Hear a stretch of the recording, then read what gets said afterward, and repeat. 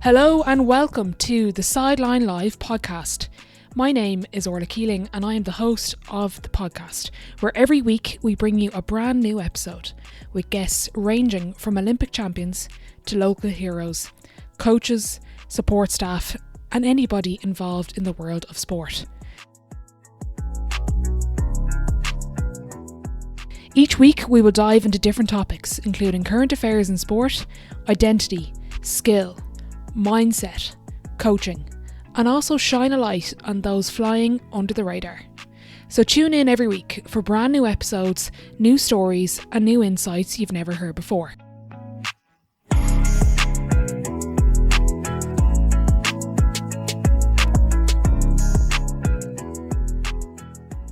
Okay, delighted to be joined by Eileen Roche, who I met in 2022, so it's nice to catch up. Eileen, how is life in California?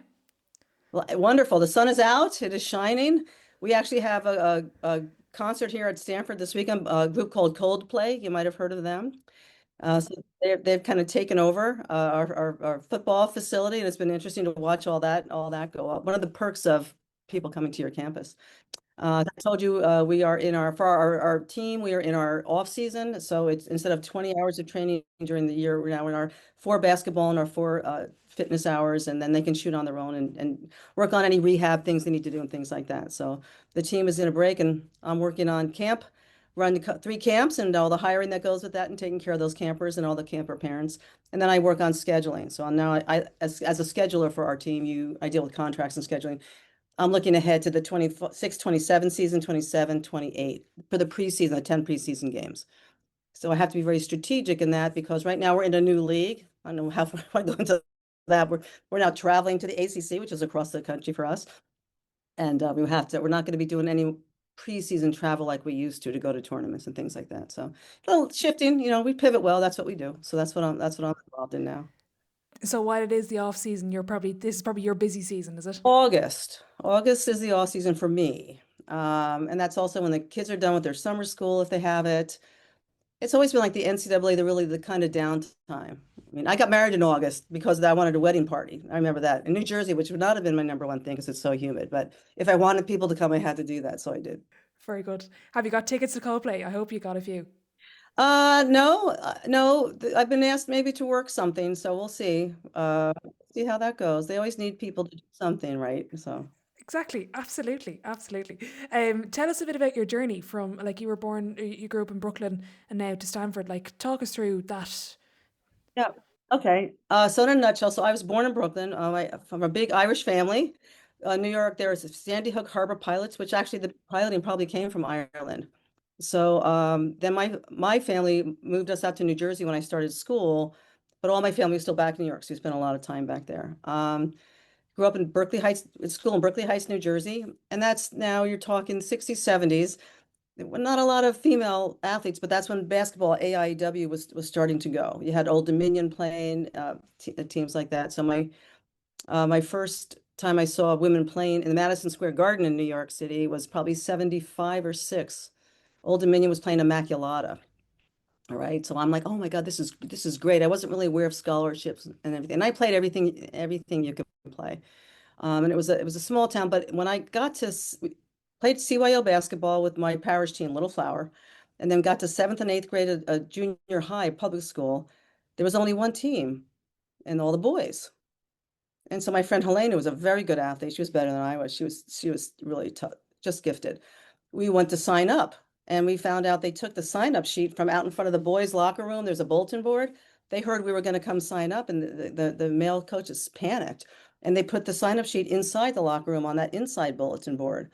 So Helena and I hid away in the janitor closet in the hallway till everyone left, and we ran in and signed up. We thought, all right, we're ready to try out the next day. Get a call down to the vice principal's office. My parents were in there. They were trying to suspend me for going in the boys' locker room. And my mother, German gal, she's like, what are you talking about? She's like, what'd you put it in there for? And basically here are these grown men saying, well, we don't know what to do with these 2 girls. She's like, what do you mean, what do you do with them? You can't throw the ball out. So that was the first time I realized there were really no teams for us to play on outside of the church team. And all the boys, they knew we were better than them. Now, whenever you pick teams, you had the best boys and the two guys up there, and they picked the next best boys, and then they picked Helene or me, and then the next boys, and this is just, and they all knew we were, but now it's like, wow, it really wasn't the boys knew it. It was the parents, particularly the fathers, had a really hard time with that. That's the first time I had encountered that. But then got to high school, and I had this wonderful field hockey coach, and then played basketball, and then softball in the spring, and I just kept doing that, and did that through college as well. Found a college I could do those three sports at. I wish I would have known about studying abroad. I would have given up a spring to study abroad. I just was the first in my family to go to college, so I didn't know about that. Okay. And how important was it for you? Like you mentioned, like we'll get into how accomplished of an athlete you are. You've really downplayed it there, but like how important was it for you as an athlete to have so many sports? We see so many studies now coming out that the more sports you play, the better of an athlete you'll be. Well, right. Well, I recognize that the boys had more, and they also had, of course, a lot better coaching. We had a very nice gal who coached our CYO team. We went to the Junior Olympics 2 years with her, but she was like a tennis player and a mom of someone. So looking back on it now that I'm a former college coach, there was no game plan. There was no, it was everyone play and have fun, right? And we just happened to be a bunch of tough gals, and we liked to play and played a lot of pickup, and then later spent our summers at basketball camp in the Poconos, and that was when camps used to go. As a camper, I was dropped off noon on Sunday till noon on Saturday, and it was morning, afternoon, and evening sessions, and you learned to play, and you're on the macadam under the sun in the hot, humid Pennsylvania, and loved it, and loved it. Then later I coached. I went there as a camper, and then I was a coach there when I was in college, and I did 4 weeks on the month of June, and then in August.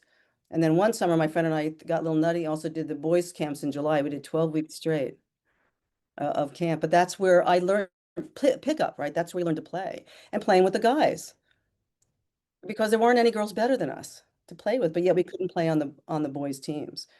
And again, at that time, and even in my high school, they were adding one girls' team because of Title IX, came in 74. And I was in high school at 74. They were just adding one team a year because they had to, right? So now that I'm a grandmother and I'm so glad that my granddaughter's going to have all these opportunities that I just didn't have. And then, just always having to fight for gym space and uniforms and things like that. Growing up then, who was the female role model for you? Was there female athletes that you knew of? There wasn't really many at the time. And I remember Billie Jean King when she beat Bobby Riggs in this famous tennis match. And I've now met Billie Jean several times. She's friends of Tara's in our program.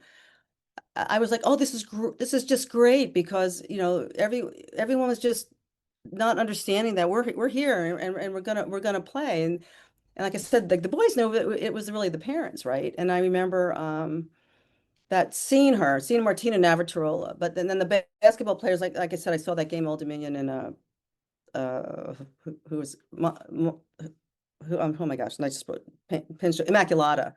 But you never saw them on TV. You never saw any of that, right? And it wasn't, and exposure what generates excitement, right, for people. So when I went to camp, for example, I just found this camp picture.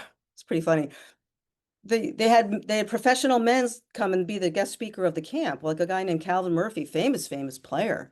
But I couldn't relate to this male professional athlete. So I didn't really have a lot in front of me at that time, nor was there the social media and all these other things. But there was a book I found in sixth grade. I had to do a biography, and I went to the library, and Babe Diedrichson Zaharias, which I mentioned to you in my notes, she was amazing. And well before he was even born, and she was just this incredible athlete who did track and field. She did pro golf. She did basketball, and they had leagues back then. But again, no one heard of those leagues.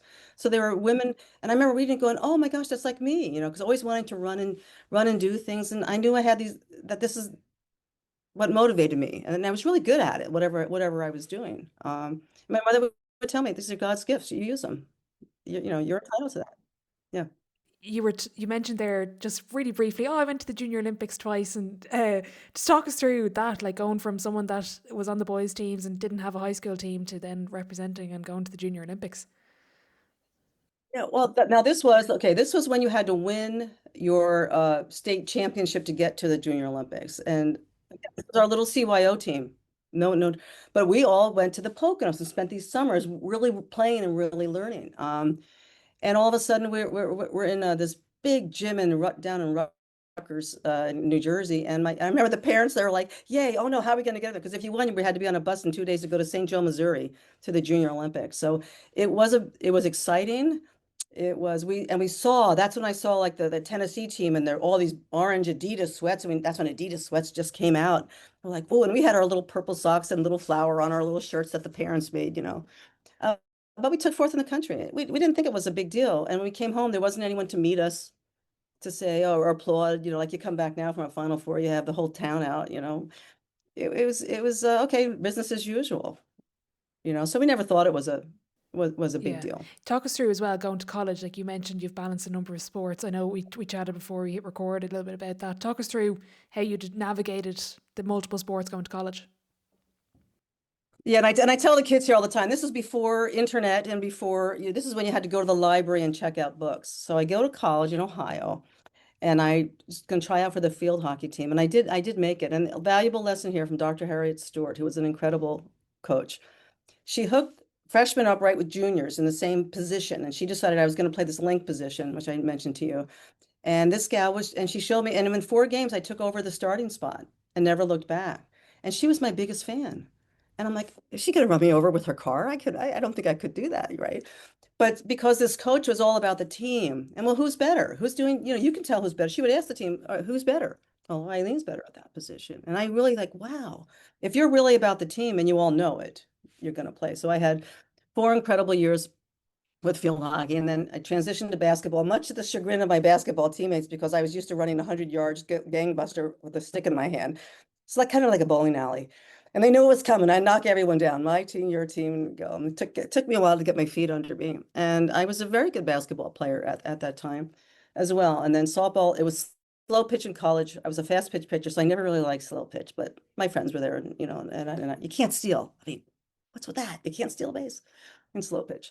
But it just worked out. So what happened is you get the natural sync of things was to hone my time management skills, which I'm very good at, and this is what I do here, right? I'm the athletic director of operations for Stanford.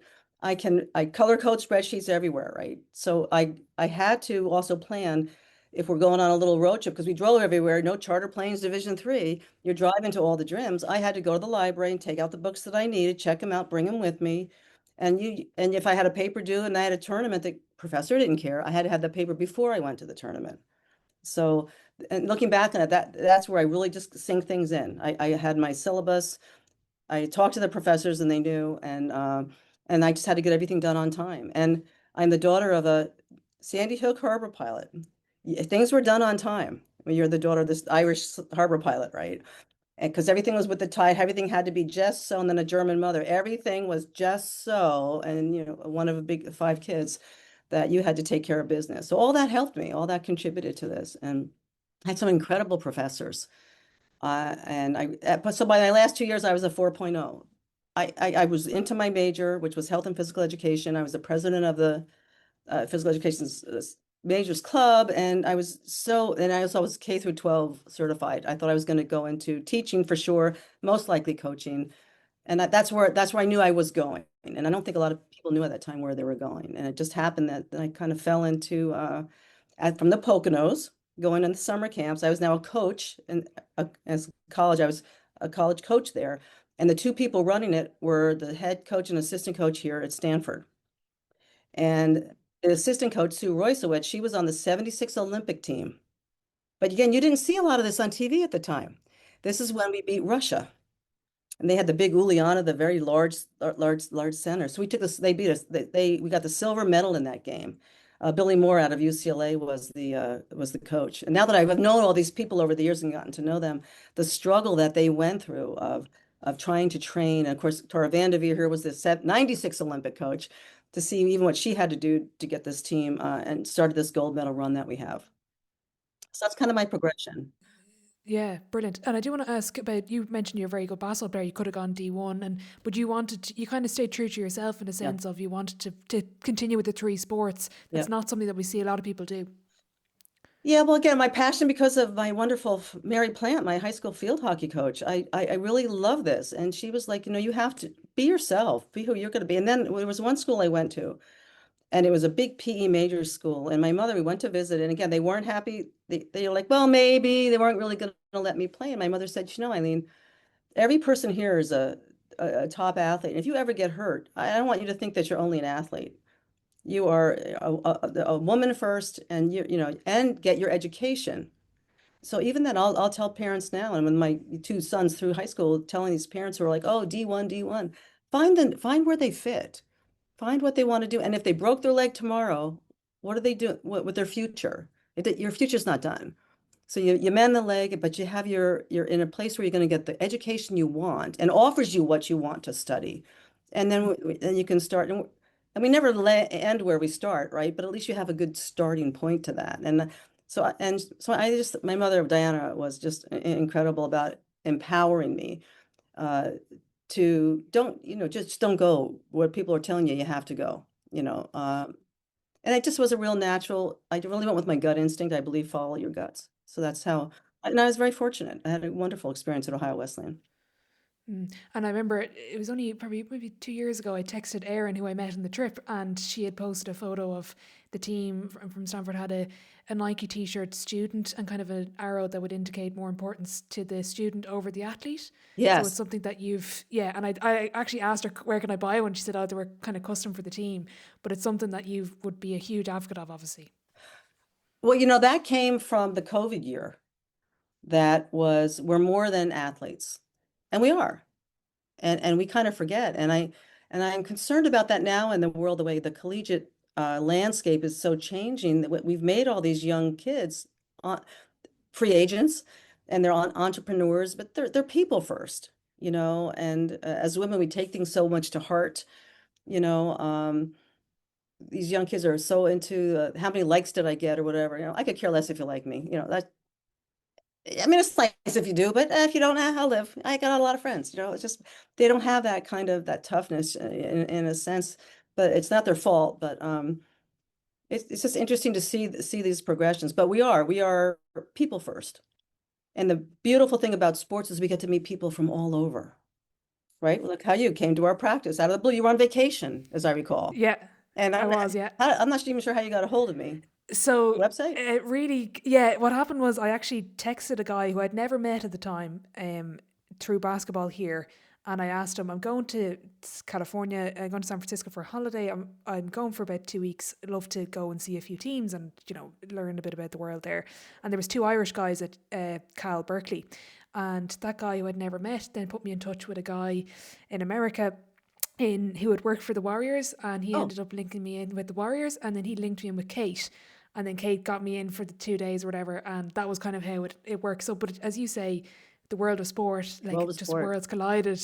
I remember I met Hannah Jump, who's from Oh, who kind of yes. has family in Great Britain, Yes. and kind of so it's kind of like we had a conversation about that, and she was going to play 3x3 in the Commonwealth Right. and stuff like that. So it is like worlds colliding, and again we've kept in touch, and now it's 3 years later, and we're still talking about basketball. So it is Yeah. like it connects the world. It does connect the way. I want to tell you a brief story about Irish. So back in maybe it was 79 or 80 in the Poconos basketball camp I've told you about.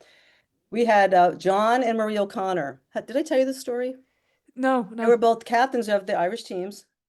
And I looked him up. Marie's still on there. I think it was 1980, 1979 or 80. And they came to work the camp. Someone talked him into coming to work camp. John was the size of Texas. This guy was like 6'9", big guy. And Marie was this little bitty guard. And so we would play our pickup games, and she'd always travel. We're like, Marie, stop traveling, because internationally, you guys just take all these steps you want. We have our fun. And then John would go, oh, love you. And he'd just smash the crap the heck out of you. But Marie was always traveling, and they were good sports. They came in these cabins in Pennsylvania with all the nats, and they went and they played all the pickup games, and they were wonderful. So then we took them to New York City after camp was done, and just had a good time with them. But that was, again, meeting people, and they weren't, I don't know where they had come from or how they got there, but they're like, oh, Eileen, you're coming, you have a big family, can you bring some sleeping bags or whatever. So I had to bring like 3 for John because he was huge.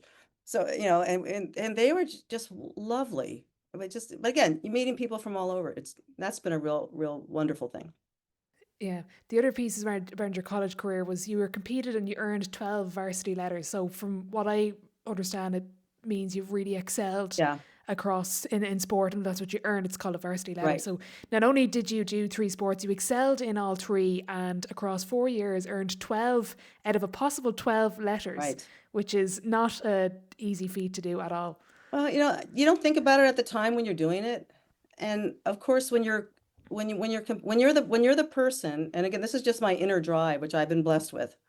When you're the one diving for all the loose balls and being intense and ready and on time for practice, and people then see that, you know, even though softball, I wasn't the best at slow pitch, but I was good at the field hockey and basketball. But I was also voted team captain by all these peers, and I'm like, well, okay, but I was involved in every pitch. I was always very encouraging to people. And I would always tell them if they're messing around, get your head on straight, let's go. That type. I don't know that you really, I didn't think about it at the time. I was just glad to be playing. I was happy to be playing. And again, I had worked out time management for myself, and made it work and loved where I was, and not all teams were great and every team was different. And I can relate to that in a lot of ways, but every team, you take one or two people out, bring one or two, it just changes it a little bit. But is when you as a group decide what your goals are. Now, Division 3, this is very different than Division 1. You're not getting paid to be there. There's really no, if you don't show up, like if you don't show up to practice on our team, you're no longer on our team. Division 3, maybe, they would come and I'd be the one going, come on, we want to get this. And then when we got this group together in field hockey, we have a commitment here, we're going to do it, and got this group. And then we won a Division 3 championship my junior year because we had that group that were all in and committed. Because people could be out partying and doing whatever. You can party after the season. Or people say to me, oh my gosh, but you didn't get to experience everything in college. I said, here's the deal. Yeah, I didn't go to every prom, but I'm in my Hall of Fame and I can dance any Saturday night I want. So I didn't miss I anything. love that because that is sometimes a perception from the outside that I ask people regularly. I had an Olympic gold medalist on, and I said, "Do you feel like you missed out on a typical kind of maybe college life and childhood?" And he said, "No, because this is what I love. Right. I'm doing what I love every day, and Right. that's what it is. You're following your passion." And when you're in the best shape of your life, and everything is going. And that's the other thing about being able to get things done when you're training. And we didn't have the training our kids have. We didn't have the performance coach. We didn't have the athlete training table. We were doing this because we wanted to be better and be healthy. And it's not that I didn't enjoy a beverage of beer here and there, but not during season. Maybe in the Yeah. off season, maybe you had a party a little bit. But I wasn't going to because I didn't have any disposable time. And Yeah. again, at the internet, our kids can be, we're flying to the East a lot now. We're in the ACC is the league. And we're very fortunate. We're on a charter jet doing this. We have 5G Wi-Fi. Everyone has a very nice leather seat. We all have our electrical outlets, and it's basically a flying study hall. So the Yeah. kids aren't missing anything. If they didn't go check out the right book, they're not toast. They can Yeah. get all their things they need to be successful. And we tell them all the time, it's up to you to make this work. Because they're also doing their TikToks and their NILs and all this other stuff that they like to do, which I just think's hilarious. They're like, I want to do this. Like, not really. They pull me in once in a while, but Yeah. How do you find that, like being a college athlete now and going through the stuff you did in terms of your management and you're getting the books and now you're with a team and obviously it's Division 1, but the charter plane, the just everything that goes into it, a lot of it's taken care of for athletes now across a number of schools and leagues. well, right. Just the That's what I level do. and the standards. Yeah. Yeah, well, that is your job. But how do you find that, like seeing that now and seeing that for athletes? I really enjoy it, and we have like a new professional team, the Valkyries, that just were playing last night. I'm looking, isn't this wonderful? And the girls today don't even know that we didn't have this. Well, I'm dating myself 50 years ago. We didn't have this, and that it's there for them. And even when these little girls we're going to have about 500 girls come through camp here in June and July. I didn't have, I was never on a college campus at their age. First of all, I was in the Poconos at the Macadam. I'm not in leather basketballs night. You've seen our gym, our facility. This is where they're having camp. This is not awful. Oh, it's hot. Oh yeah, we'll have some water. How can I tell you? You're not out in the heat under the sun. But they have these things, and it's because people in my generation have fought to have them. Usually you go to any gym, and the guys have the bigger and the better, and they do. So it's people like me going, well, how are we going to get that? We're not trying to take them down. We need to build ourselves up to it. And that's going to come with people being at the table who make the decisions, right? And so now there are a lot more women at the table making these decisions. And now we spend a lot of time with our team. We have professional leadership people come in from the business school, graduate school of business at Stanford across the street. We bring in people talk about your time management, your mental health. How are you taking care of yourself? Because there's so much stuff tugging at you. We bring in people who talk to our team pre-season. There's one really wonderful gal, Betsy Butterick. She came in and she talked about a championship and she brought a ship. I have it on a picture over here. I don't know if you can see it. Oh, let's see if you can see the ship up there. See the ship up there? Oh, yes. Yeah, yeah. There's in That's the mast, brilliant. there's an S, right? On the mast there. So she talked about, okay, what do we want? We want a championship. How are we going to get that? And she had us all lined up like we were in boats, like four, this is staff and team. And she just made the analogy of what can we control? We can only control what's in our boat. The rest we can leave outside. So when we step in this locker room, all the other stuff stays out there. And we're going to make sure that in our boat, we're going to be dressed and ready to go, taped, anything, any treatment we had to have, we're going to have it before we come. So we can all get in this boat and get to this championship. And then we had the team, it was a wonderful thing. She had a big bowl of glitter. And we all had a different color. Maybe mine was green. And then Eileen, what are you going to add to the team this year? What are you going to add? And it's like a bowl of soup. That was the analogy. And I said, I'm going to try to inspire everyone every day. Because I'm a pretty perky personality. And I'm always like, it's great. Let's go, get it done. And then at the end of it, we all took our glitter. Like I put mine green in there. And then she gave us a spoon and we wrote inspiration. So we were going to then all mix this glitter soup. And then at the end, when we all committed, these are the things that we're going to do to control our environment. We all got a little vial, and now we all have mixed glitter in a vial. It's because it's what everyone put into this, right? So it's those types of things. And then we have the kids make a T-shirt for the year, and they get to pick whatever the inspiration of that is. Just Amazing. to get our heads on that there's so much other stuff out there, and how lucky and fortunate with a lot of gratitude to be able to have these things, Yeah. right? And we also have the team sign a pact. And we did this in my championship field hockey year in college.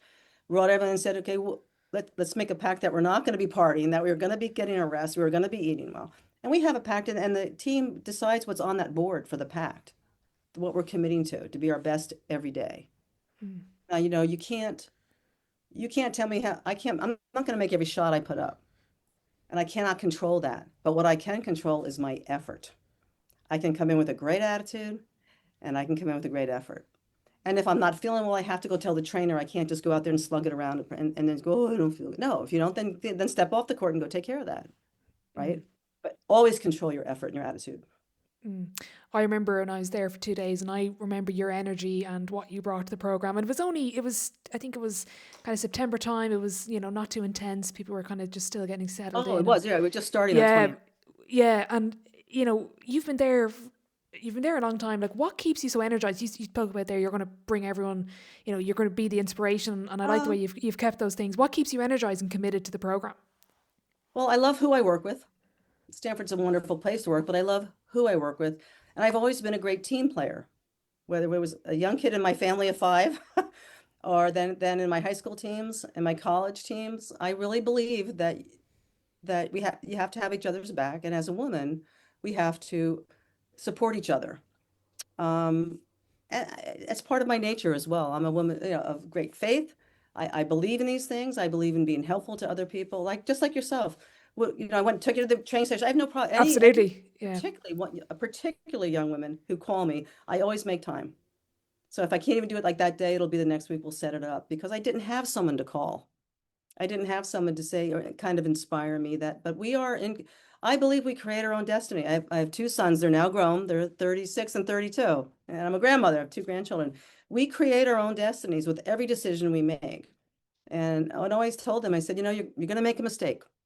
Oh, no, I'm not. I said, oh, sure you are, because that's how we learn. Just don't make the same mistake twice. Make a new one. Make a new one.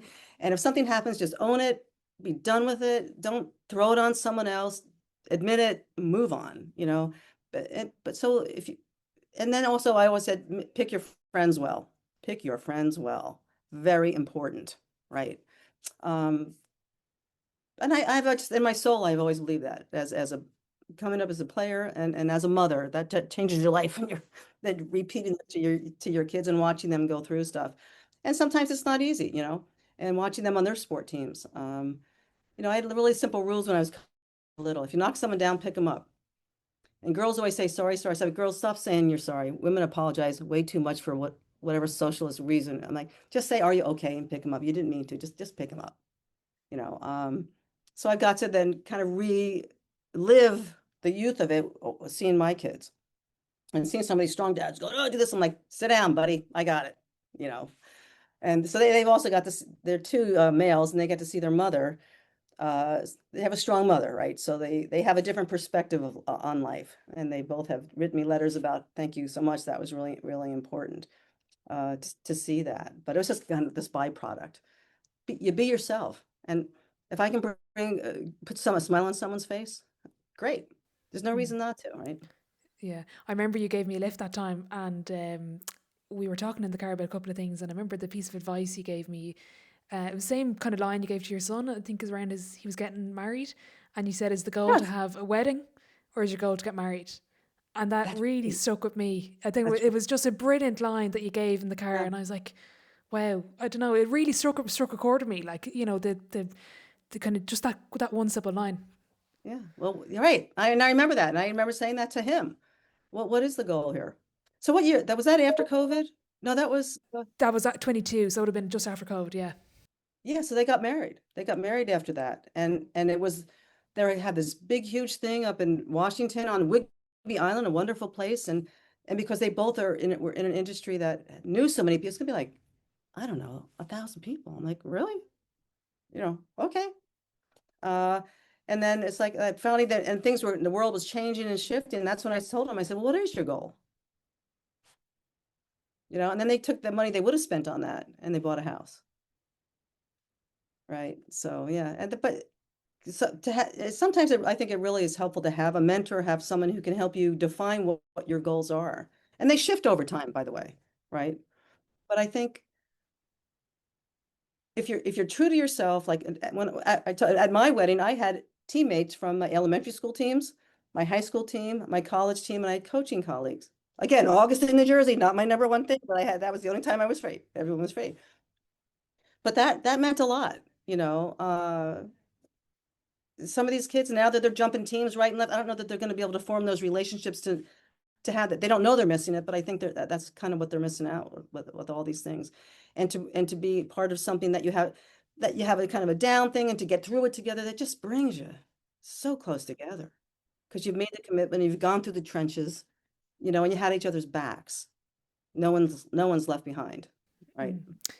What I love about this as well, you're talking about your old teammates, and I know you won a championship with them, but there's a great line builds as the receipts of the memories, and all I'm hearing for you are the memories and the going through the trenches and the bond that's Right. always there. Is that a Right. true kind of line for your journey in sport? Yeah. I don't remember a lot of scores. Some people, and I'm not a numbers person, but I don't remember scores, but I do remember, first of all, and I think it's true, people really won't remember what you say. They'll always remember how they made you feel. And that's true. And I tell my kids, don't be the jerk who knocks people, because you're going to go end up having an interview with someone's uncle and they're going to say, you were that kid in high school and knocked me down. Don't be that, Um, I lost my train of thought. I was going You were somewhere with saying, this. I was saying about kind of the receipts or the medals or the Oh medals yeah, or you don't receipts. remember. I don't remember, and I had a lot of great. I do remember my favorite game, my best game in college. I do remember that. My number was 33. I had 33 points. I hit the tying shot at 24, and the winning shot, the free throw got 33, and that was my number. And that was like that. And it took a lot of games to get there. The game when you've been in these totally in the zone.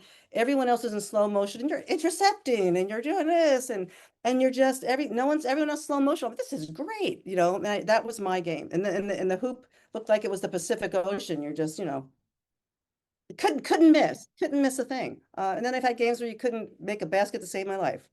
I forgot those games. I don't really remember scores. We were again Division III champions in field hockey, but we beat Worcester at Worcester in overtime. I remember that. But it is the relationships. And then going back and being very fortunate in 89 to be inducted in my Hall of Fame with also another teammate there. But the funny thing was I just had Connor, my older son. I was a real out of shape. So here I get this, please come back and we'd love to be inducted in the Hall of Fame. My belly's just hanging down on my kneecaps. I'm like, really? Really? You couldn't have done this last year? I get there. So I had little chunky adults and I'm like, I had a baby. Well, if I had gone Yeah. back to you and as a freshman and said you'll be inducted into the Hall of Fame, would you have said, yeah, I will? Or was it, oh my God? Um, I don't know that it would have affected. It would be nice to be. I didn't even know about Hall of Fames. I wouldn't have occurred to me because you don't know. First of all, I didn't know I was going to make the field hockey. I didn't know I was going to make any team. I'm really even in the moment person.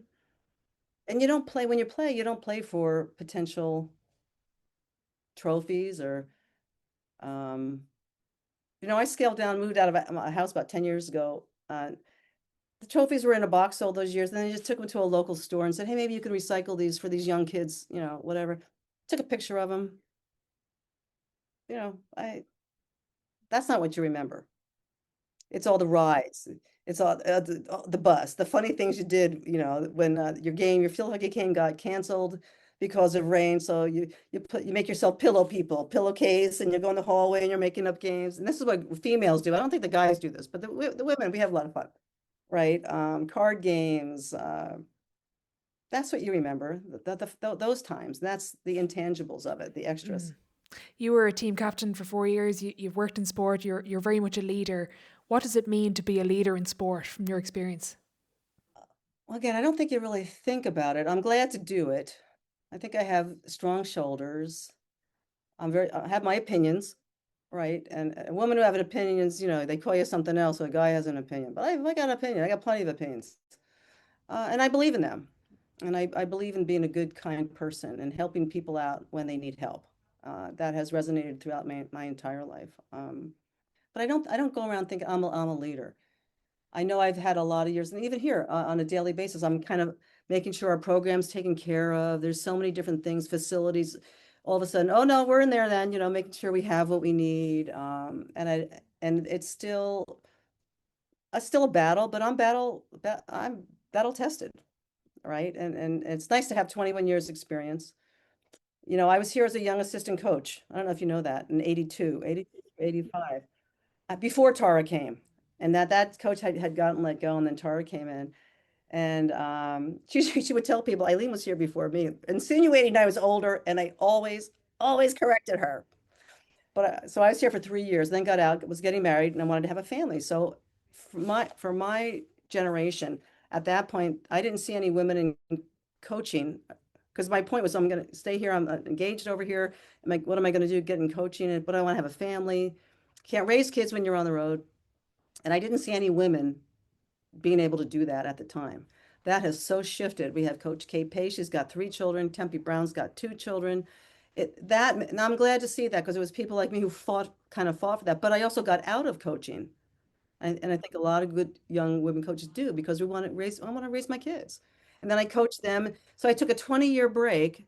I coached my kids up, and then I was a volunteer at St. Pius the church, and I was a volunteer at the nursery school, and then I got involved with the local high school athletic CCS championships, which were through the school year, but I had my summers off, and I networked enough to have childcare with my kids, so I made that work, and I was still running high school sports, right?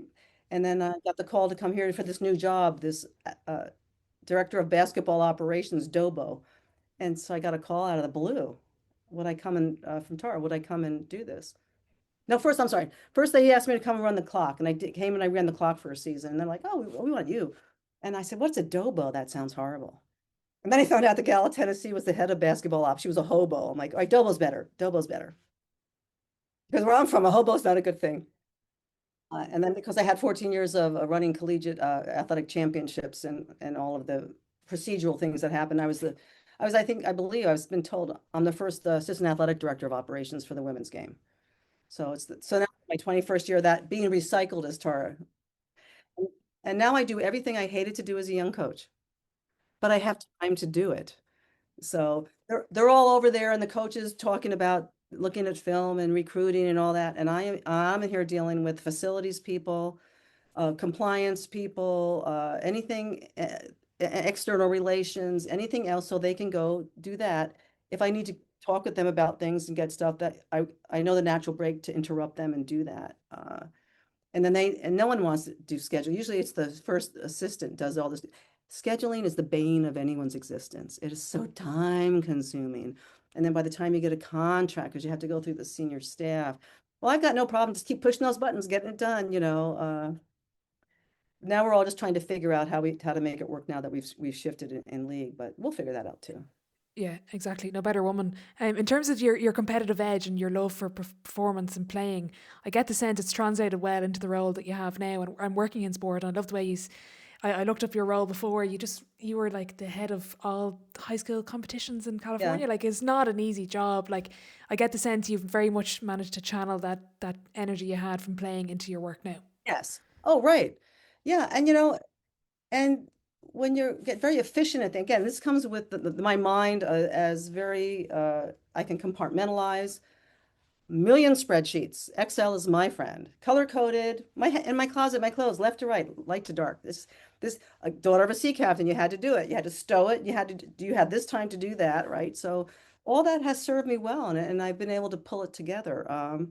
And things are evolving, which is again in the world of basketball. I'll get into this just briefly. And for a long time, the only thing that changed in basketball was the shot clock and the 3-point line, and the basketball for women. In the last 3 years, we have the transfer portal, we have NIL, and just in the last month, 2 months ago, this House versus NCAA versus House decision, which is going to talk about revenue sharing. So all of this has changed, the realignment of leagues. All of this has drastically changed in just 3 years. Now we're all coping with how to do it. And to tell you what, after navigating COVID, I think we'll figure it out.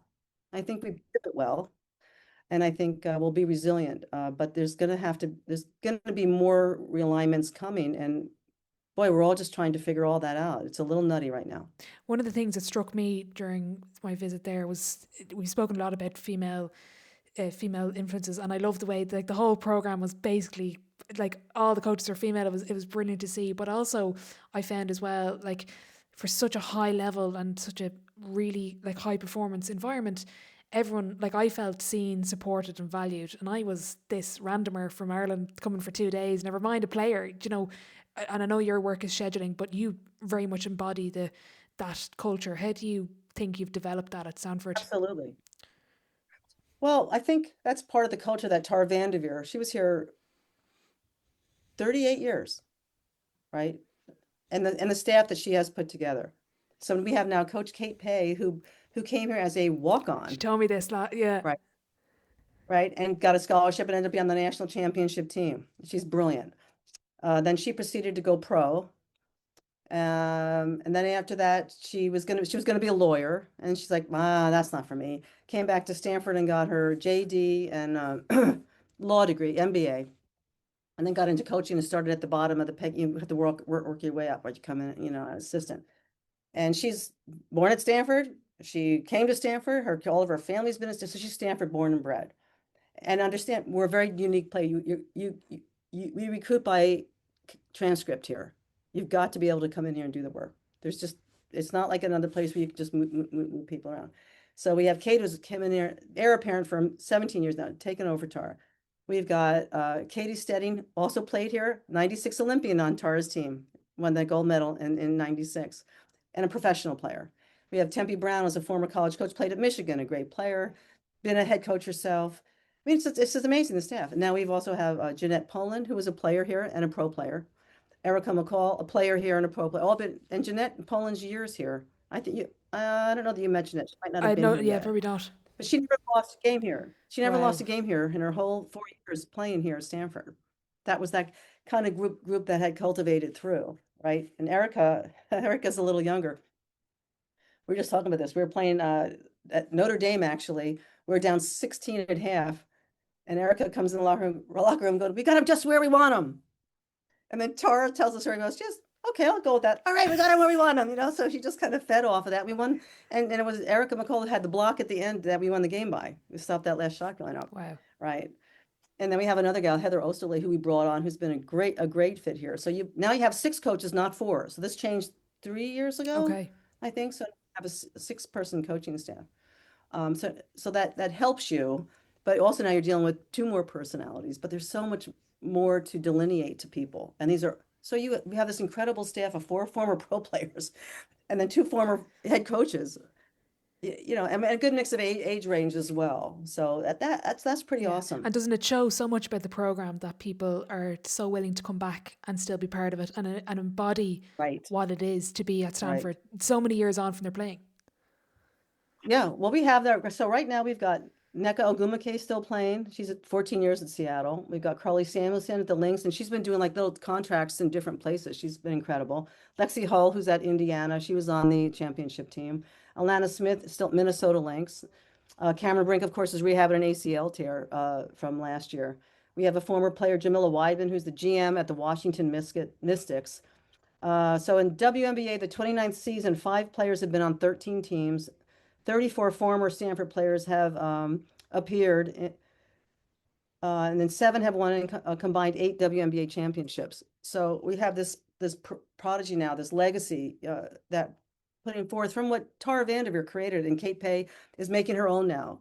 Uh, same type of attitude, same type of culture of team first. And really, coaches here, when they leave here in this office, it's like, anyone need anything? I don't know that you hear that in other staff rooms, and they mean it. Whatever it is, they'll do it. And I felt that during the 2 days. And I remember you've welcomed me in with open arms. I couldn't believe it. I was sitting in the office, you were having a meeting and going through things. And I remember going into Tara's office and just and you've so many medals and things beside you, but just the walls. Right, But then it was still that very much humble, right. we're here to help one another and welcome in. But that's, as you say, that's very unique. Like, Yeah. why do you think that perspective has continued? Because it can start, but it's Well, it's the continued. people, and I think if you're part of it, if you come into it, right, and it's part of like kind of picking your friends well, pick your staff well, right? Total loyalty, total team commitment. And these are the people that Tara had brought in. And Kate continues, well, Kate's been here 19 years, ready to come in, going through ups and downs as everyone does. But, again, it's not the trophy. We like having the trophies. It's nice when we come and bring people to it. That's not what it's for. Actually, there's a room, I was just downstairs yesterday looking at something, and I'm like, and they call it the trophy graveyard. All of the teams here at Stanford, okay, I'll give you a little perspective. We just had this made and we had to change it. So Stanford's programs have won 137 NCAA team championships, the most of any university. And we've won at least one NCAA team championship each academic year for the last 49 consecutive years. So we just had this made up. And now we had to change it because we just had a team that won another national championship. Our water polo team has their 10th. So we have 36 teams here and they're all elite, right? So you're not, we're one of many. We're one of the top ones for sure. But you like when we came back and won the national championship in 21, they had this great banner and said, "Welcome home, champions." Didn't say women's basketball because 2 weeks later, men's gymnastics won it and they had the same banner up. So we're like, all right. So you don't get too stuck on, uh, yourself, because we have national champions everywhere. We have Olympic coaches everywhere. We have Olympic players everywhere. And you just kind of, but also though in the classroom here, most about every kid's a valedictorian. So they get into the classroom and they're like, oh, okay, I'm not, all right, everyone, okay, good. And then when they come to the gym, it might be the coach for the first time in their life is saying, you know what, we need more from you. And they're like, oh, what do you mean? I've been the best ever. Okay, new day, here we are. Let's see what we can improve on. And how do you support a kid that you being the number one option? Look at her, she's coming up, and then they come to this college where Right. academically they're very much on the same level now, and Right. and athletically. How do you support a kid with that? Well, because 4 in our staff are Stanford graduates and they've gone through it, we just talk them through it. We talk them through it. And on their recruiting visit, very transparent, upfront with the parents that this is the real deal. You know, we have a freshman now. She wants to be a doctor. Okay, she's already met with people who are gonna, and this is what it's gonna take, right? And we work our practices so that they can get to their labs. We're, again, because we have coaches who have been students, we know how labs run. So every other year we flip our time either 12 to 3 or 3 to 6, so we can make sure those kids in the medical, the human bio areas can get their labs. We have our own academic advisor. Each coach here has a number of players that they're assigned, their academic coach as well. So it's always twofold. We have our own. We have Dr. Sonali, our own doctor here, who deals in mental health for the team, is their support system. We have our own athletic trainer who deals with all their personal things. We have our own strength coach who training program, and then a rehab program when they're coming back from an injury. So they have everything they need. They have any tutor they ever need. Stanford wants you to matriculate. So tutors are offered. And we also realize, don't take your heavy load in the winter. Take your heavy load in the spring and summer, right? So we guide them through that. We have a lot of experience here. I've written down that, what makes a great coach, because you've been there as a player, as an assistant, as a head coach. I've noted down the teams you're with as well, obviously Stanford, Virginia Tech, and you were at a community college as well. But what makes a great coach from your experience, Eileen? To be a good person. And the one thing that I remember that resonated, Tara always said, when she was coaching her young sister, Marie, people were yelling at her, and she goes, boy, I just remember every player is someone's daughter. Every player is someone's sister. And she really has that in the kind of the front of her mind. And that, of course, I've heard her say it many times at different things she's spoken at. And she said it again recently at an honor she was given. And she really lived that way. She walked the walk, that this is someone's daughter, and we take care. We look out for the, kids might be thinking, oh, well, they're always in my business. We look out for the kids. We want to make sure we're not going to get all their little stuff, but we want to make sure if we see them struggling, say something, and we promote for the team, to we had a group of Marines come in, a couple of Marines come in and this thing called the program. And they really, what they taught was about how can I put my teammates first? How can I do that? And they were putting the players through a bunch of exercises. They weren't nothing that they couldn't do, but it was, and it was like, how are you helping your teammate? And all it really took was to look over. And if I saw you struggling, for me to look and go, I see you, Orla, I see you. Just to look over, and just the fact that I acknowledged you were struggling might give you that little burst. And then you're like, okay, because you're thinking as you're doing these things and they're harder, they're getting, you're probably, because women do, we go inside ourselves. Oh my God, I can't do it. I can't do it. And then when someone goes, I see you. No, you're okay. I see you. I'm giving you my energy. I'm giving you my strength. I see you. And that's really all it takes, is to see people, make that. No, I think if you make that part of your vernacular, to bring people along, but you may not even know that someone's struggling. And here's the other thing that these Marines did. They took everyone to the pool. They didn't know what was going to happen, and they're wearing their sweats, their skivvies and their sweats. And they lined them all up. They just did the football team too. When I watched them do, it was amazing. So and now our pools out here, there's no shallow end really. There's a little bit of, because of the water polo pools are all deep. And they said, okay, here's the objective. You are to get, the whole team is to get from this end through the water to that end. Ready, go, blow the whistle. Well, of course, the kids who could swim dove in, and they got over and they got out, and they're standing there all proud. Well, there were people that never got in the water and they didn't notice. Some people don't know how to swim. And the ones that finally picked up on it, they dove back in, they went across, got on either side of them, and took them across the pool and helped them get out of the water. So that was the objective. But the real objective was the team has to get across and out. And if you are a leader, you will turn and say, okay, anyone not know how to swim here? Because you didn't think about it. And that was the point, was to get you to think about that. Who might have trouble getting through the water today? And I know I'll never forget that. That was a great lesson. That's amazing. What was, you've had loads of different people come in. Was that the most powerful kind of external piece you've had come in, or is there something else that comes to mind? That was one of them. We have had a lot. I've been here 21 years now. The consistent thing I hear from when our players come back, who are now in the pro, or not, maybe they're doctors or whatever, and we tell the kids, and of course they don't care. And as a former kid, I didn't know it either. This is the time of your life in college, the time of your life. And I do love hearing Coach Katie Stedding's Olympic stories in that whole Olympic year, because I'm like, really? Oh my God, that time. But in college, because you're kind of an adult, but you're not really paying the bill, and all that stuff. It is the time of your life. And when you go pro, which at least a lot of these kids now, they all want to go pro, which is great. I mean, I never heard anyone saying, I never thought I was going to go pro, They come back and they say, but you don't get to practice. No one's calling you, checking up on you. You don't show up here, someone's calling you, right? No one's asking you what you had to eat in the last 24 hours. Gosh, you look like you're weak. Did you eat? No one's going to be asking you that. You're on your own, right? So this is the time of your life. But you have all the support system. So for my thing, it's always make sure you have a support system. And you do that by being a support system to somebody else, right? You kind of get what you I give. love that. I love that. What separates, I asked Tara this, what separates the great players from the rest of the pack? What makes them unique? Work ethic. Is that what she said? What did she say? She said consistency. Mm. So she was like, the good players like this, the great ones are like They that. work like heck. Work like heck. And you don't see it. Like I see people posting all the stuff on their TikToks, and I see like Cam Brink posting her workouts. Like, all right, you know, it's not just work, it's hard work.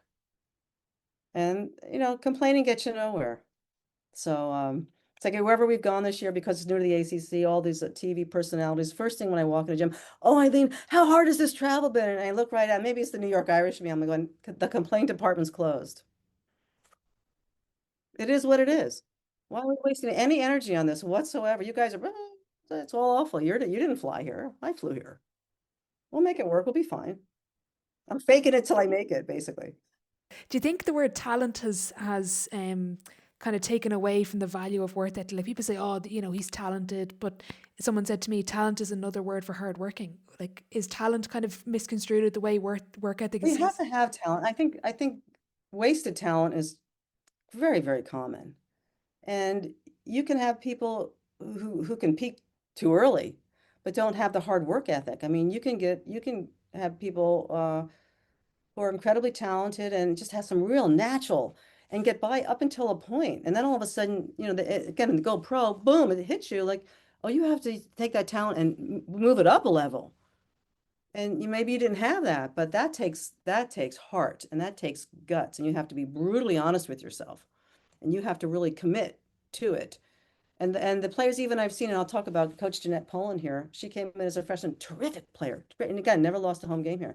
But boy, did she change when she came back her sophomore year. She went back to down to LA, got a personal trainer, got herself in incredible shape, because the kids come in, they don't have the training that we're going to offer them, right? They don't have that in high school, right? But that's what it took. And then her career went, unbelievable. But for women too, I don't know that we really invest in that. I think they do now. This generation does now. They understand that. And they have a lot more uh, role models in front of them. They have a lot more opportunity to get personal training. They have, some of them even have personal basketball coaches. But no, athletes have done this for years. Every Olympian who does track or tennis, they've all had personal coaches, right, off of that. Um, but it's basically investing in yourself, making deposits in yourself, because the work that no one sees is what's going to get you up in the upper as you continue on in that career, right? And then when your career is done, as they all will be, um, what are you going to do with that? So again, we have Erica McCall here and Jeanette Poland have retired from playing professionally, and now they're in the coaching world, and they're bringing the same tenacity, the same work ethic to what they're doing. And it's interesting for me to see them because I've had them here as players, right, as the operations person, and now they're a coach. And it's great because they're bringing in all this excitement and all these drills that they'd work on. And they're like, come on, let's go. Let's step it up. And these young ones are saying this. And they can give these kids firsthand information of what it took in that pro league, and to get, and some of it's luck, what team you get on, what kind of teammate you have. But if you're consistent, if you're that great teammate who's gonna take it on the chin and help everyone else out, make that extra pass to the open person, then you're gonna, again, it's gonna come back. People are gonna want to play you. They want that teammate. Mm. What do you think is the biggest barrier then to athletes reaching their potential? Biggest barrier. Wow, that's a good question, Orla. Barring obviously Distraction. accidental injuries. Distraction. Okay. Yeah, well, injuries, of course, but distractions. Um, Injuries are, boy, that you get to hone your mental, your internal toughness when you're coming back from these. A lot of ACLs are happening right throughout it. And again, Cam Brink had it 2 years ago in her first season, and immediately she goes, "I'm going to rehab it and be back." And that's the attitude to have, and was the biggest cheerleader for her teammates on the side. Well, she's role modeling that to these young players and to young girls watching this, right? Um, there's so many distractions now. Now my kids talk about it. These kids these days, my kids are 36 and 32. I'm like, oh, really? The kids these days. Everyone's walking around to me with their head in their, down here. And I think this phone, this has been the biggest change in for young people today, that they're so addicted to it. That they'll even play video games remotely as opposed to meeting up with someone and playing a little one-on-one or whatever. That's what's going to get you better. In my house, there was always the basketballs outside, and they were kicked out of the house. My mother, as a kid, my mother would say, "Turn off that idiot box, the TV." You were kicked out of the house. But I always made sure my kids had their friends over, and then they were out. Of course, I coached all their friends. So, okay, now you're going to play 3-on-3 no dribble, or 3-on-3 two dribble, and I give them, and then they walk away and they could do what they want. But I wanted them to at least have. And girls don't really go play one-on-one. And I've seen this now all generational. I would go play with all the boys all the time, and it didn't matter, knock down, pick up, whatever. Typically, girls don't. And even young kids, they'll step on the floor, start chucking the three. I'm like, move under that basket. Let's work on form. The first thing we do with our players, layups. First thing we do at camp, layups. Because that's what's missed in a game when you really need one. And everyone thinks they know how to make them. Oh, do you make them under stress? Do you make them when you're getting hit and whacked and all that stuff? The game itself isn't hard, right? But it's working together with the four other people. That's the beauty of it. And Tara, she ran the triangle offense when I first got here. Oh, was that? I wish I had known about that. That is a player's game, man, because everything is just keyed off of, everything has a couple of variables and could key off if this did. And again, because you have teams that played 4 years with each other, as Jeanette's team did, they could just look and they knew what was happening, but that's the advantage to playing with people for 4 years. Exactly. Give us an insight. Can you give us a Tara VanDerveer story? Just anything that comes to mind. Just to just show what a legend she is on and off the court. Oh gosh, a story. There's so many. She's just so funny, and she doesn't know it really. But she'll we have these like Tara-isms. We'll be in the locker room, and she'll come in, maybe we're not playing well. She goes, "Well, someday you're the dog and someday you're the hydrant."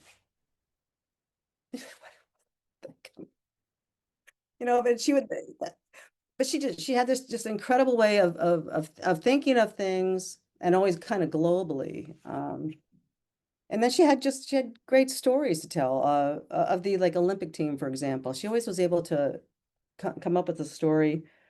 They were playing Ukraine, actually. And there were these, as they were leaving, it was the last of their tour before the Olympics were starting. This is 96.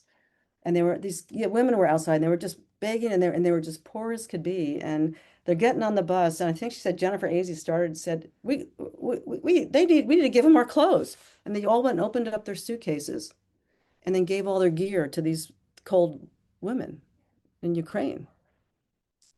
And Charles like, and I'm embarrassed I didn't think of it, but Jennifer Azzi did it, and we all said, yeah, we don't, that. So it was more than the game itself. It was women supporting women, right? And that's what she always talked about, even the greatness of all the players, but they were a better person. They're a great player, but they're a great person. And that's what you want. That's how you're a great teammate. Amazing. I love that. I do want to ask, what's one like small detail in your role in terms of operations that makes such a big impact to a team that we maybe don't think of? Well, I think it's timing.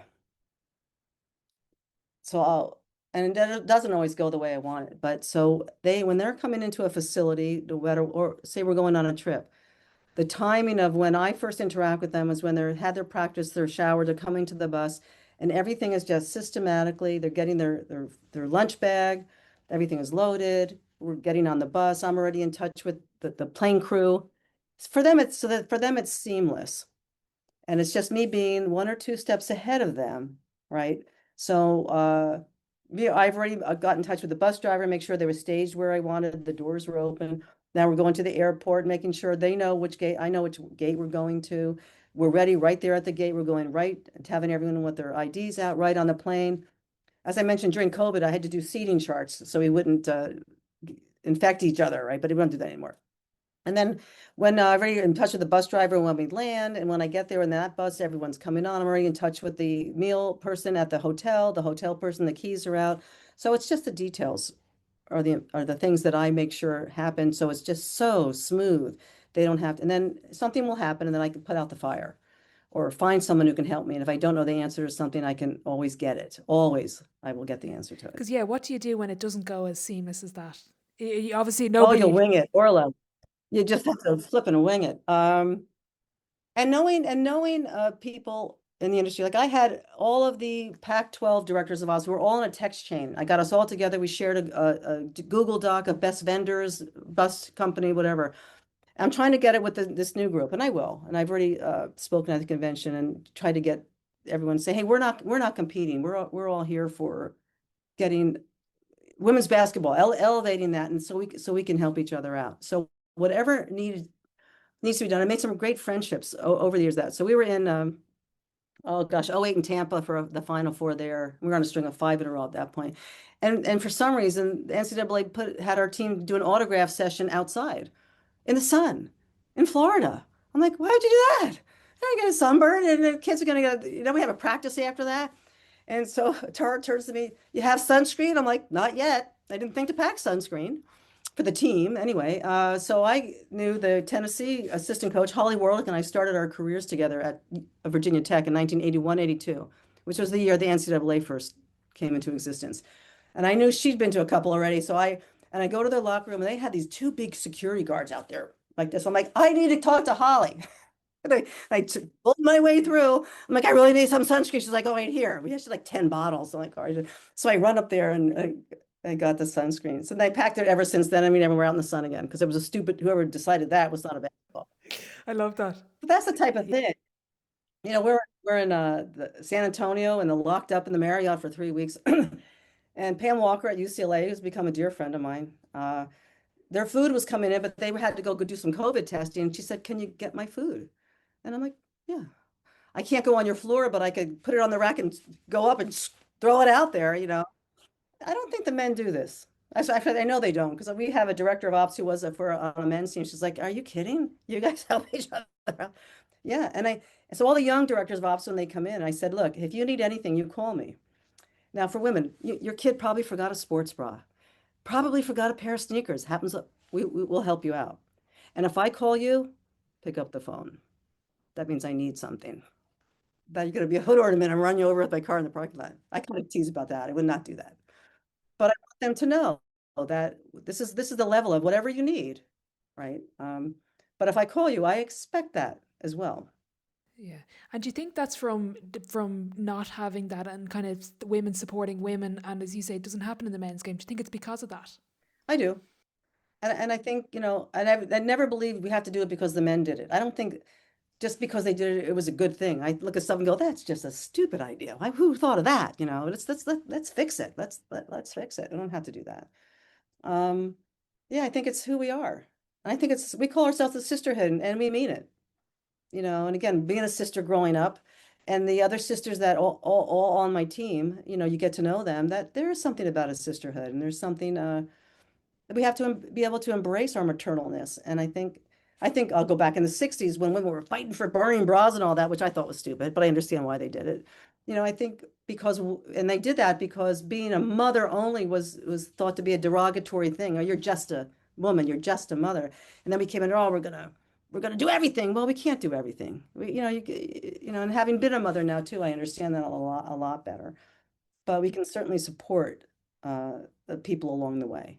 You know, and not everyone doesn't have the strong, too athletic boys that I had growing up, and maybe they had. So I always had a soft spot for the ones who were struggling, and I taught my sons to have that soft spot for those and stand up for those who need a little standing up for, and to Like one great memory I'll share with you is I was coaching, I think my younger son was maybe fifth grade or something. It was just a little league. And this father goes, "Oh, my son, he's got whatever he had.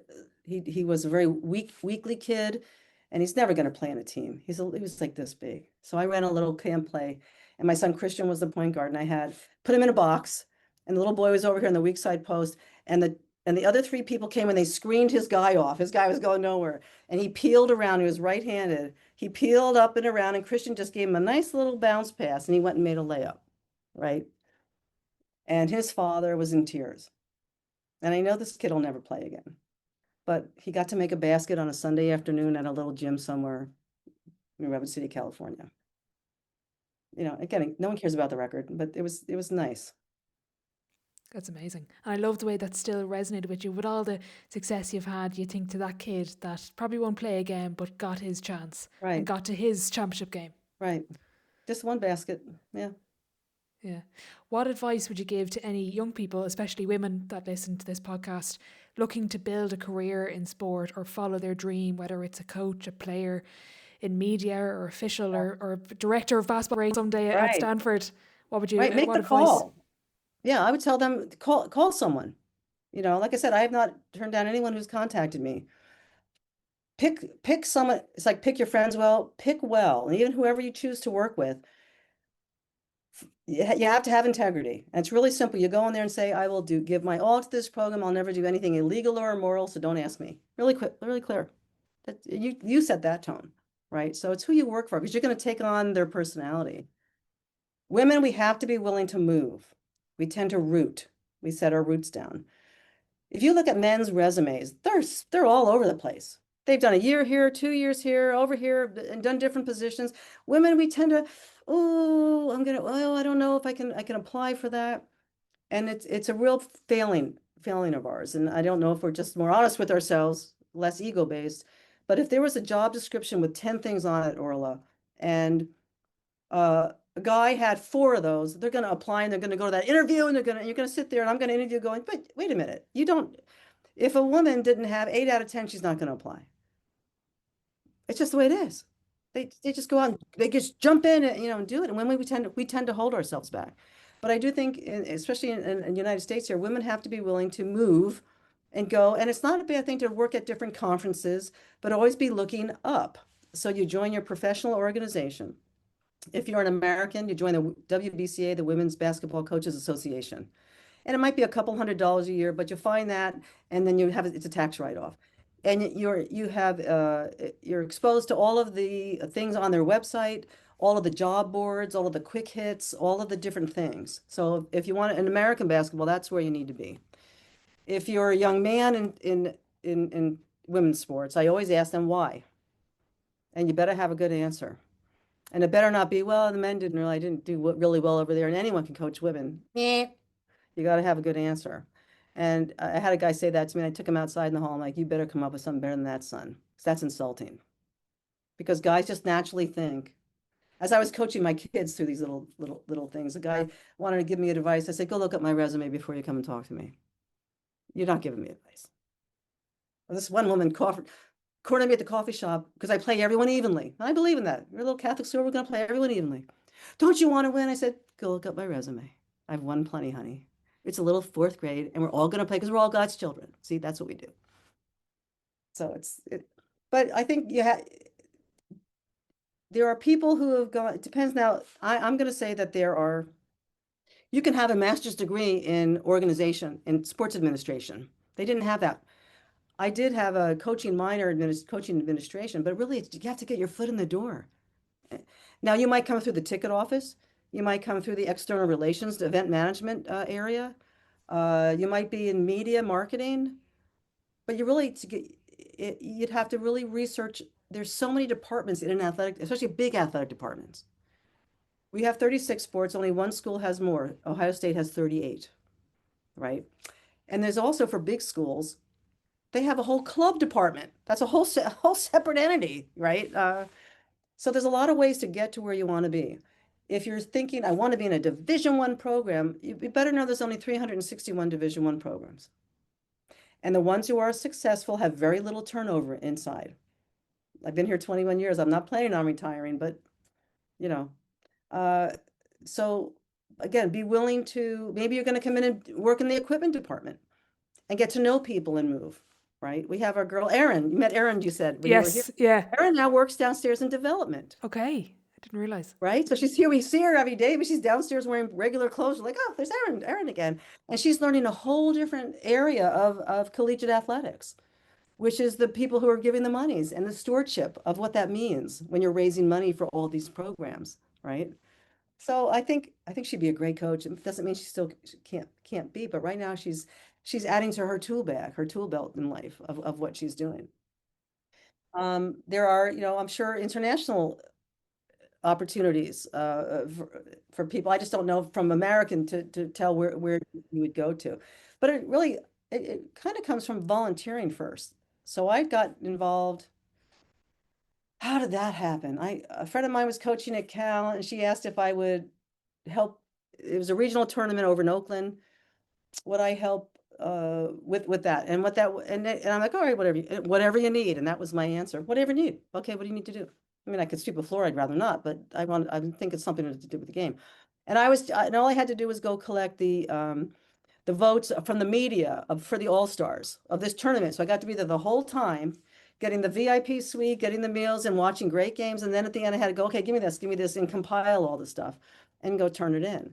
And then I was asked from doing that, there was a US Open up at the Olympic Club in San Francisco. Would I come in and do that? Oh, okay. So that was, oh, great. So 2 weeks up there. I think of 9 days.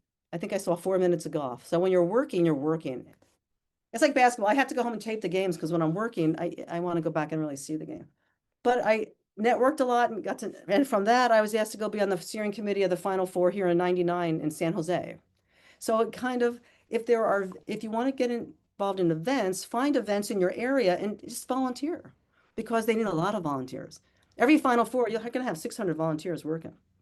The US Open had a ton of people volunteering to do that. And they give you nice shirts and shorts, and then, you get all the meals and you get to be around all the mucky mucks and, and you have to like sit there and take the rope, and do this or whatever it is, you do it and you kind of get involved in it. And you never land where you start. Okay, well, I did, but that's not really, most people don't do that. But not coaching. So I did get out of coaching, but so right now, like I spoke at the convention 2 years ago and I asked all the directors of operations, there were hundreds of them in there. I said, how many of you are just administrators or here for about 40% of the hands went up. So this position is not uncommon it used to be a restricted earning positions to get into coaching. And there are still, I think a lot of the men use the directors of ops position to get into, then come assistant coach. And now again, there's 6 of those. And there's now advisors to the head coach. There's now director of player personnel.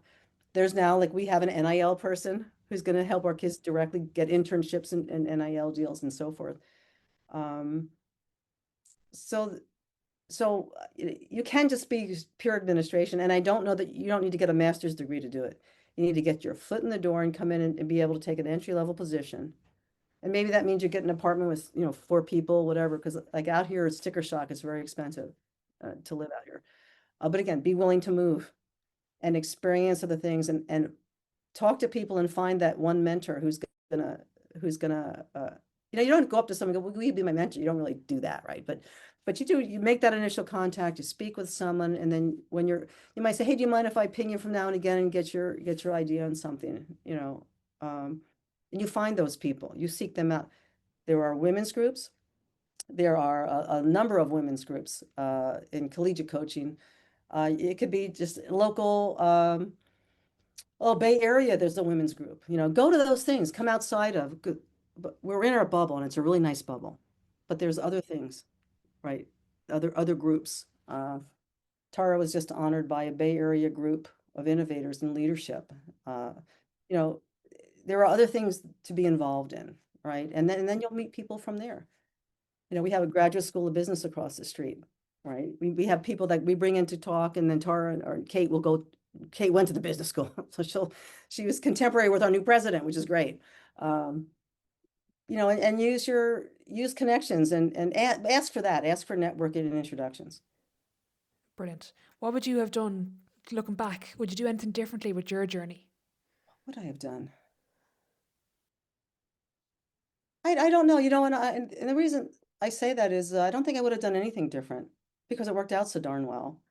Not that there haven't been struggles, but I really believe that I have decided I will have no regrets in my life. And that's just a decision I'm making, that every decision I made has got me where I'm at. Um, it's just been a good journey, and I'm around good people. I don't think I would have changed anything because again, it got me, and this is my own very unique path the way I've gotten here. I really think I would have loved being a head coach. I did it briefly at a community college, but I'm fine. I'm fine with doing that. I'm fine with organizing all that. But boy, I wouldn't have given up raising my kids for the world. And I was never one of those women who said, "Oh, I want to have kids." I never thought about it, right? And they're amazing human beings. And now I got a granddaughter and a grandson, right? And Dylan's 3, and she's working on a head fake. I do want to ask as well, what's your definition of success, Eileen? You might have touched on it there, like what and how has it changed maybe over time? Say it again. What is what? Sorry, what's your definition of success or your understanding of success in life? The friendships that I have. They'll have some really long-standing friendships. I've met some just incredible people. And to, again, contribute where I can in areas that I can. Amazing. I've written down a couple of words. That was kind of what I was writing during our chat. And to find success from your eyes, there's a list here. It takes work ethic, heart, guts, be brutally honest with yourself, a little bit of talent, but invest in yourself, work when no one else is watching, give to others, a little bit of luck, but consistency, keep moving, say yes, say whatever you need, done, I'll do it, and seek the people you want to be around. Have I hit the boxes there? Right. That's it. Is there anything else you'd add? That what? Is there anything else you'd add? Life is short. It is a journey. It's not a destination. It really, really isn't. So surround yourself with people that make you feel seen and feel good about yourself. And then turn around and lift a hand to somebody else. Love it. What's the biggest lesson you've learned from sport, Eileen? Pick yourself up. You're not going to win every game. You are just not. So you better learn how to be on the other end of that. Don't be happy about it, but then you work harder. There's always a lesson. There's always a lesson. And you don't do anything yourself. Even people who play in individual sports, they had a coach somewhere. They had a mentor somewhere. Nothing is just me. Look, here I am, I'm the best. Someone contributed to your strength. Someone put investments into you to get the return of investment that you have been. So be humble about and grateful for the things that we have. Amazing. I'm going to move on to the Sideline 7. I'm conscious of time. You're a busy woman. Eileen, what's your favorite quote? Oh, that quote, I have it right here. I gave it to you. The ability is what you're capable of doing. Motivation determines what you do. And attitude determines how well you do it. Attitude. Love it. Question 2, best sporting event you've been to? Oh, well, that's the Final Four. Well, these are the ones that I gave you. Yeah. That COVID year, boy, I'm glad I was not a rookie. And that there was no even box to even think to be out of and talk about creative minds and doing things. That was the most challenging time of, I think, a lot of our lives, right? But my life, to be in charge of this group and to keep everyone healthy, and really a lot on the mental health, because these were young kids and we were all isolated because we all had our own rooms and we all were 6 feet apart. And boy, when that buzzer went off and that South Carolina center missed that last putback, I was immediately, you can't explain that experience when you win this thing. And then I was like, all of a sudden after that, I was like, I'm exhausted. I want to go home. I was so happy for everyone. It's amazing to be part of a championship. It's absolutely amazing. Particularly when it's such a challenging, like that's the biggest challenge you've had, and then winning at the end, just, yeah. Yeah, it's funny. And when we were on our Zoom call before we were going to the 3-week lockup, and I'm like, basically, hey, we're ahead of the game here. Because we've been doing this all year. And all these other teams are calling me because I have all the directors of office, they're all calling me. Oh no, what do you do? Well, what do you do with testing? Because we believe in testing. We have scientists and physicists here. So we were testing from the day one. And a lot of them from states that weren't. And I said, tell your head coach to get in the front of the line, put on music and march to the damn test and tell no complaints, So, Totally. but yeah, Amazing. Yeah. that was it. That was very rewarding for them. On the flip side then, your biggest achievement on or off the court, Eileen? Well, my sons and my achievement. I can't believe these two young men, Connor and Christian. Just Connor, as I said, has the two children, his wonderful woman, Marnie, he's brought into our life. And then Christian put himself through nursing school after he got his undergrad in human bio. And he's a nurse here at Stanford Hospital, the oncology ICU. He's he's my little gift. He's amazing.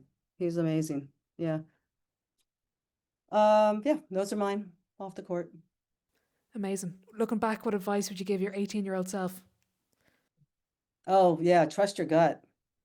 I tell you what, and my mother said, God gave you instincts, use them. And for women in particular, if a fear, we're kind of socialized out of this. If you're like, you're in this whatever hotel and you open the door and there's something that doesn't seem right, you don't have to get on. Just say, I get the next one. If trust your gut. I think that's really important. Who would be your dream dinner guest and why? I think I told you my grandmother's. So Catherine Sullivan Roche, I think I was 3 when she had passed. And she raised my cousin after her husband died. She was evidently a school teacher, a very tough gal. And I think I'm likened to her. And she was a very, very, very strong woman from what I'm told. And then my other grandmother, my mother's mother, she came from Germany, took a boat in 1920 with 4 friends, and they were indentured nannies to people in Brooklyn. And did get married, a grandfather who was Cuban, but he left when my mother was 8. We never knew any of that side of the family. So this woman raised her daughter, single woman, coming to a different country. She was a servant to a Jewish pediatrician, Dr. Starr, and he liked her so much he kept her on as the receptionist. Brought her mother out. So my great-grandmother from Germany didn't know a lot of English, and they raised my mother, who then was straight A student through school, 3 degrees. I would love to have dinner with them and just thank them. Yeah. And see what their genes, what has gone through me. Amazing. Final question before I let you go. If your life was a book, what chapter would this be called? Right. Nana's in the house. Simply the best. This grandmother thing is a hoot and a half. And everyone says, oh, yeah, it's true. It is true. To see my son Connor wearing the girl dad t-shirt, right? And with this little girl, Dylan James, and I love her to death. She's 3. And then little Miles, he's 18 months old. There's nothing better, Orla, to see your kids have kids and they're just good sound men. I'm pretty blessed. Amazing. We'll end it there because I know you've probably you've a meeting or 2 to go to now. But Eileen, thanks a million. I know they're walking around out here circling. I told them I was busy. Don't come in. Hey, you're going to come back? Oh, I'm going to see you in the US? Oh, definitely. If there's an invite, I'm there. I'll 100% come over. Yeah, okay. 100%. I'll have to get you out here. Would love that. Go on, I'll talk to you soon, Eileen. Mind yourself, okay? All right.